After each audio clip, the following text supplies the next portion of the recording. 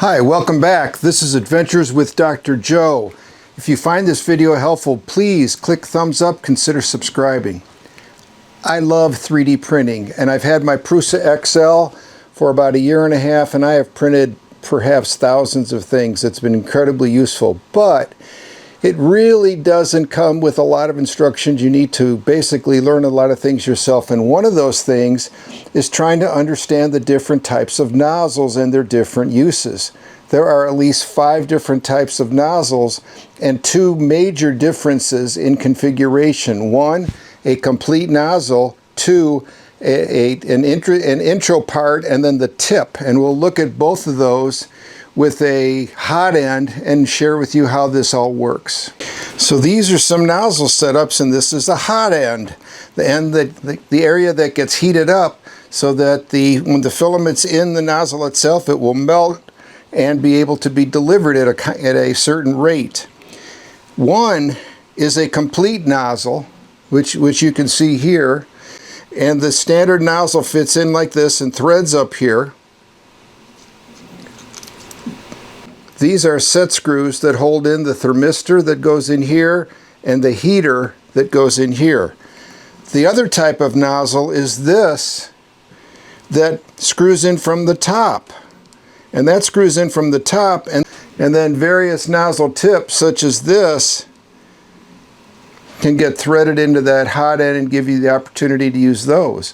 The only issue that I would have here is there's a space between this beginning nozzle portion and the tip itself that you're going to have basically melted filament going into the nozzle tip, and that might become difficult to clean out. Although the way to clean it out is with a standard tap, and I'll show you what that looks like here in just a second. So this is a tap, a 6mm tap, and it fits perfectly into the threaded part of the hot end, and occasionally I'll run this in and out just to clean it up because over time it builds up some oxidation. It is made of aluminum, so you get a little bit of oxidation with this, so I do clean it out occasionally. And cleaning this hot end out with this tap should be really easy. You're basically just doing thread chasing,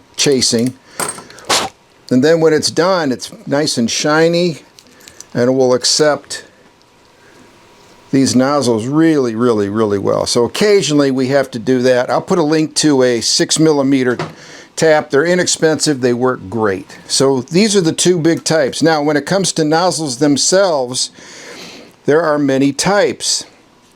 There's the standard brass nozzle,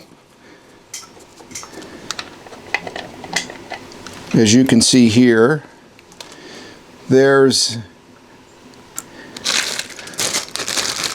a high flow brass nozzle, as you can see here. Look at the difference. It has a significantly thicker brass ending. There are ruby nozzles that have actually a ruby tip. Hard to see. We'll see if it focuses. See the red tip? That's a ruby. So it's a ruby tip, ruby nozzle. This is a tungsten carbide nozzle, and this is an obsidian nozzle. Why do we have so many nozzles? Well, there are certain filaments that are incredibly abrasive, and we need to have a hardened nozzle, which would be ruby, tungsten, and obsidian. Those are the 3. Now, what type of abrasive filaments are there? Any filament that has carbon fiber infused. These are blends such as carbon fiber reinforced PLA, which I have right here. CRPLA, carbon fiber reinforced.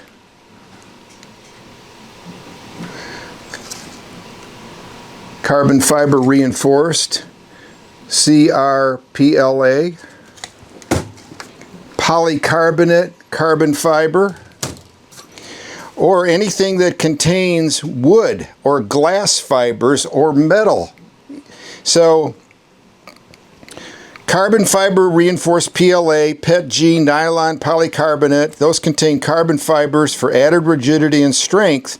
The carbon fibers create a rough composite, making these filaments extremely abrasive. So they would wear down and basically destroy a standard brass nozzle. So, and what does that mean? Well, just that the hole, the opening that's very specific for what you're printing, I'm using 0.4 millimeters, but it'll enlarge it to 0.5, 0.6, etc. And then you've got issues with how it's going to print. Now, glass fiber infused, such as glass fibers with nylon or PETG, they produce a print that's very stiff and heat resistant, but also highly abrasive. And finally, the metal filled filaments that are blended with fine metal particles such as steel, copper, or bronze, they give a nice metallic finish, but they're extremely abrasive.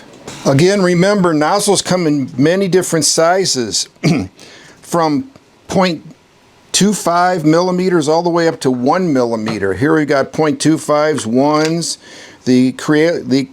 The Creality that I have multiple different sizes.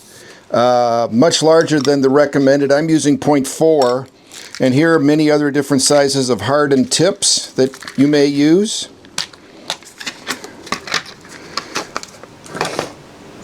And finally, just to finish, there are some other abrasive filaments that we really need to keep an eye on, including the glow-in-the-dark filaments, which I've got some here. These are glow-in-the-dark filaments. Printer filament material PLA Glow, and they really do glow in the dark, but they're abrasive and should be used with, again, a hardened nozzle. Wood-filled filaments we talked about, which give you a nice wood finish, wood texture. Ceramic and stone-filled filaments, which I have not used, but they're highly abrasive. All of these types of abrasive filaments should be used with hardened, wear-resistant nozzles, which again, hardened steel, which I have not seen, ruby, tungsten, and then obsidian, which is basically volcanic glass.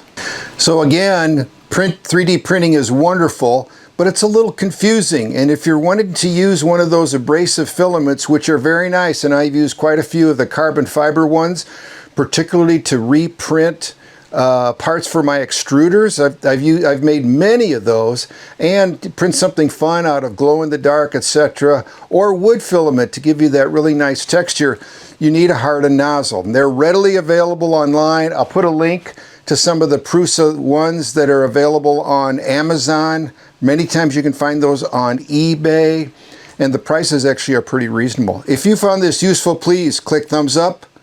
Consider subscribing. Thank you.